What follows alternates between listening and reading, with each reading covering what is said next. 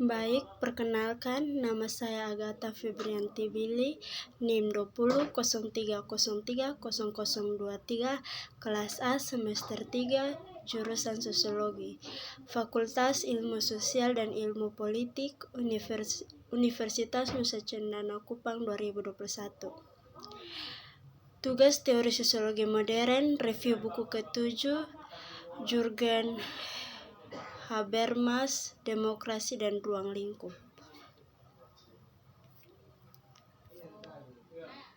Pengantar. Demokrasi dan ruang lingkup. Demokrasi adalah salah satu sistem pemerintahan di dunia. Sistem pemerintahan ini dikenal karena menempatkan rakyat sebagai pemilik kekuasaan tertinggi. Salah satu slogan yang cukup kenal dari sistem pemerintahan ini adalah dari rakyat, untuk rakyat, dan demi rakyat. Pada negara yang menerapkan sistem pemerintahan ini, suara atau kekuasaan rakyat diwakili oleh sebuah lembaga legislatif. Di Indonesia, lembaga legislatif terdiri atas 3 lembaga, yaitu Majelis Permusyawaratan Rakyat, Dewan Perwakilan Rakyat, serta Dewan Perwakilan Daerah. Ruang lingkup adalah batasan. Ruang lingkup juga dapat dikemukakan pada bagian variabel-variabel yang diteliti, populasi atau subjek penelitian, dan lokasi penelitian. Penggalian sejarah konsep demokrasi. Pemerintahan dengan demokrasi telah dikembangkan sejak lama oleh orang Yunani kuno di kota Athena. Mereka mengumpulkan semua orang yang merupakan warga negara di satu area, tetapi tidak termaksud budak, wanita, orang asing, dan anak-anak yang tidak mempunyai hak pilih. Majelis akan berbicara tentang jenis hukum, apa yang diinginkan dan dipilih oleh warga negara. Dewan akan menyarankan undang-undang. Semua warga negara diizinkan di majelis. Dewan dipilih dengan undian. Para peserta di dewan akan merubah setiap tahun dan jumlah orang di dewan paling banyak adalah 500 orang. Untuk beberapa kantor, warga Athena akan memilih seorang pemimpin dengan menuliskan nama kandidat favorit mereka pada sepotong batu atau kayu. Orang dengan suara terbanyak akan menjadi pemimpin. Rusaknya lingkungan publik Bergeuss. Bagi Hegel, masalah hak istimewa dan konflik yang sulit dipecahkan dalam sipil masyarakat menghancurkan universalisme dan keabadian di mana publik opini bisa mengklaim dalam sistem Kantian.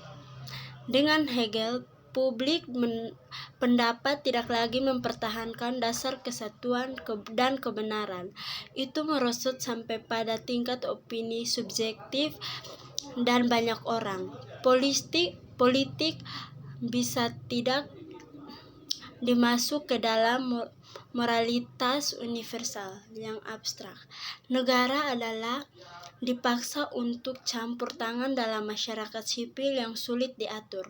Namun, dalam berdiri atas opini publik, negara pada prinsipnya dapat menyatukan masyarakat sipil atau bisa menjadi perwujudan Zeitgeist, di mana sebuah populasi semangat keinginan daripada moralitas abstrak akan menemukan makna.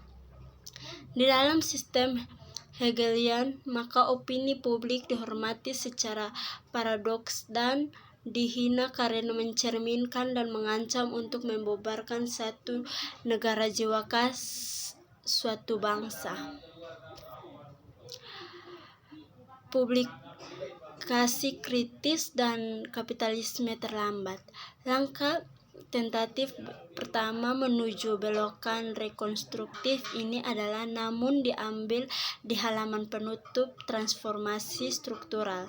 Meskipun Habermas tidak memiliki keinginan untuk melihat janji-janji kaum berjuis model ditebus sepenuhnya, harapan itu tidak realitas dan berbahaya. Dia merenungkan kemungkinan kebangkitan publisitas kritis dalam demokrasi kapitalis akhir. Dalam contoh pertama, jika model publisitas kritis berjois adalah untuk membuktikan relevan dengan kapitalisme akhir, maka negara harus diberikan peran yang berbeda dari fase liberal. Lingkup yang diubah dari aktivitas untuk menuntut peningkatan publisitas kritis dan pengawasan untuk secara sempit memahami parlemen sebagai ruang publik yang ditulis besar, mengumpulkan opini publik ke dalam arena tunggal, akan mendukung model demokrasi yang tidak berkembang. Lingkup aktivitas negara yang berubah bukan untuk disesali, tetapi menuntut pemikiran baru tentang cara di mana ia dapat terkena publisitas kritis. Pengujian diskursif ruang publik dan kritiknya. Pada pembahasan ini memberikan gambaran singkat tentang beberapa tanggapan kritis bahwa transformasi struktural telah memprovokasi. Akun saya akan dari kebutuhan selektif dan akan fokus pada komentar-komentar yang dianggap berguna, bahkan di saat bermasalah, dalam membantu kita untuk mengklarifikasi isu-isu penting tertentu dan dalam menyoroti yang belum terselesaikan dilema dan ketegangan dalam perspektif Habermasian tentang ruang publik. Mengingat bahwa metodologi Habermas dalam struktur transformasi yang sangat berbeda dari karya selanjutnya, melibatkan pengalihan sejarah untuk mencari model demokrasi normatif relevan dengan saat ini. Banyak komentar kritis telah dikeluarkan dengan kredensial historiografi buku. Fakta bahwa ini pengalihan sejarah dilakukan untuk melayani normatif.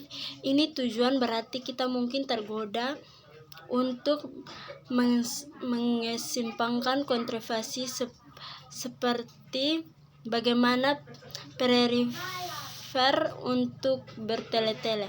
Tapi meskipun Habermasian proyek secara keseluruhan tidak bertumpu pada fondasi historis, struktural transformasi memang meminta kita untuk belajar sesuatu dari masa lalu dan untuk memahami bahwa nilai-nilai publisitas kritis merupakan suatu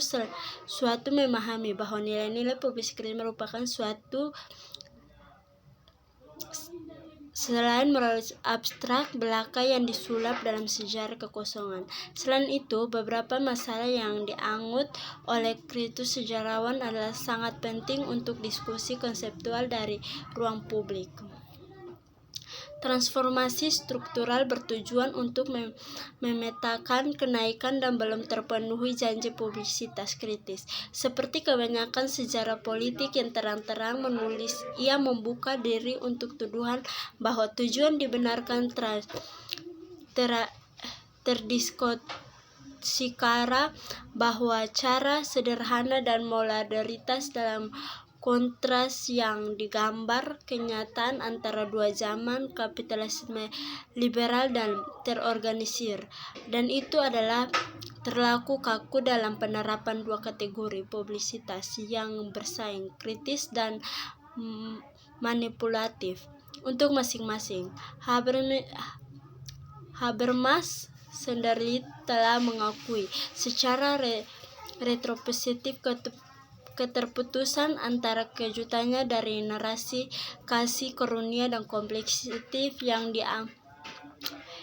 diekspos dengan lebih terukur historiografi Diogenes yang saya tentang berkembang unilinear dari publik yang aktif secara politik hingga yang ditarik ke dalam privasi yang buruk, dari debat budaya ke publik yang mengkonsumsi budaya terlalu sederhana. Peter Hohenhal menguraikan beberapa tanggapan yang diprovokasi oleh buku itu.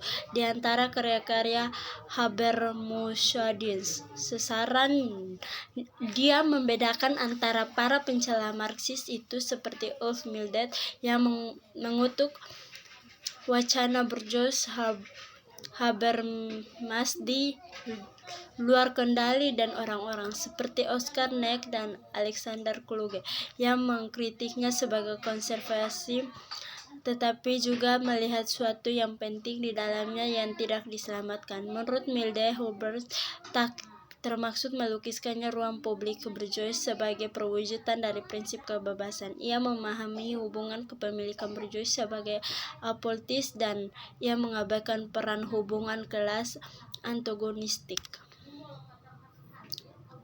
Rasionalitas dan embodiment. Rasionalisme Habermas memang menjadi target banyak kritus komentar. Sebagian besar beroperasi pada tingkat filsafat moral formal. Di sini akan ada fokus hanya pada dua kritik yang melibatkan lebih langsung dengan politik ruang publik. Keduanya menghubungkan pertanyaan tentang rasionalitas dan dorongan Bourgeois menuju pelepasan tubuh.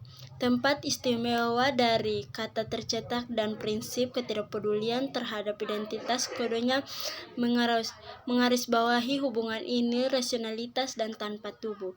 Habermas bagaimanapun telah enggan mempermasalahkan tautan ini. John Durham Peters mempertanyakan penghinaan Habermas terhadap publisitas representatif dari formasi pra dan pasca Bourgeois dan cara dia patologis politik berfungsi sebagai tonton sebagai lawan dari forum partisipatif. Konfigurasi ulang ruang publik sejak transformasi struktural. Ruang publik politik sebelum menerima derajat ekspelis yang sempat memperhatikan dalam tulisan-tulisannya selanjutnya, tetapi meskipun wilayahnya luas di mana teori kritis Habermas telah berkisar, konsep tersebut memiliki tetap implis dan keras kepala pusat di seluruh.